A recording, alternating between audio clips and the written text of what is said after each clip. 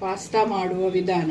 ಮೊದಲು ಪಾಸ್ತಾವನ್ನು ನೀರಿನಲ್ಲಿ ಹಾಕಿ ಬೇಯಿಸಬೇಕು, ಬೇಯಿಸಿಟ್ಟುಕೊಳ್ಬೇಕು. ನೀರುಳ್ಳಿ ಬೇಕಾದಷ್ಟು ನೀರುಳ್ಳಿ ಮತ್ತೆ ಟೊಮೆಟೊವನ್ನು ಸಣ್ಣಗೆ ಹೆಚ್ಚಿಟ್ಕೊಳ್ಬೇಕು.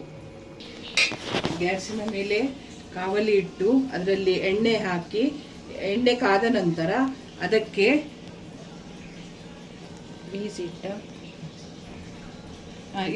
ಬೇಯಿಸಿದ ಮೆಕ್ರೋನಿಯನ್ನು ಬಸಿದಿಟ್ಟುಕೊಳ್ಬೇಕು. ಕೊಚ್ಚಲು ಮಾಡಿದ ನೀರುಳ್ಳಿಯನ್ನು ಹಾಕಬೇಕು. ಬೆಂದ ಈರುಳ್ಳಿಗೆ ಜಿಂಜರ್ ಗಾರ್ಲಿಕ್ ಪೇಸ್ಟ್ ಹಾಕಬೇಕು. ಪೇಸ್ಟ್ ಹಾಕಿದ ನಂತರ ಸ್ವಲ್ಪ ಹುರಿದಿಟ್ಟುಕೊಳ್ಳಿ. ನಂತರ ಇದಕ್ಕೆ ಮ್ಯಾಶ್ ಮಾಡಿದ ಟೊಮೆಟೊ ಹಾಕಿ ಚೆನ್ನಾಗಿ ಬೇಯಿಸಬೇಕು.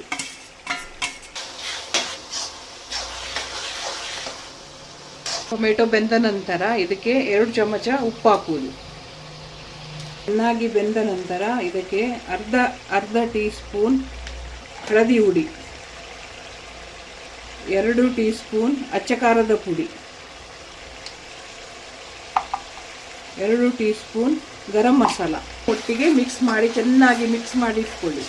ಚೆನ್ನಾಗಿ ಬೆಂದು ಎಣ್ಣೆ ಬಿಟ್ಟು ಕೊಡುವಾಗ ಇದಕ್ಕೆ ರೆಡ್ ಸಾಸ್ ಹಾಕಬೇಕು, ಟೊಮೆಟೊ ಸಾಸ್, ಇಲ್ಲವೇ ಕೆಚಪ್ ಹಾಕಿದ್ರೂ ಆಗ್ತದೆ.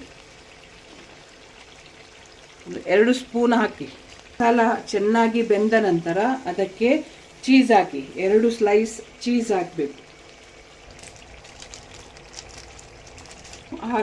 ಅದಕ್ಕೆ ಹಾಕಿ ಕೊತ್ತಂಬರಿ ಸೊಪ್ಪು ಕೂಡ ಚೆನ್ನಾಗಿ ಮಿಕ್ಸ್ ಮಾಡ್ಕೊಳ್ಬೇಕು. ಚೀಸ್ ಚೆನ್ನಾಗಿ ಅದು ಕರಗಬೇಕು ಮಸಾಲೆಯಲ್ಲಿ. ಚೆನ್ನಾಗಿ ಬೆಂದ ನಂತರ ಬೇಯಿಸಿಟ್ಟ ಪಾಸ್ತಾವನ್ನು ಇದಕ್ಕೆ ಹಾಕಿ.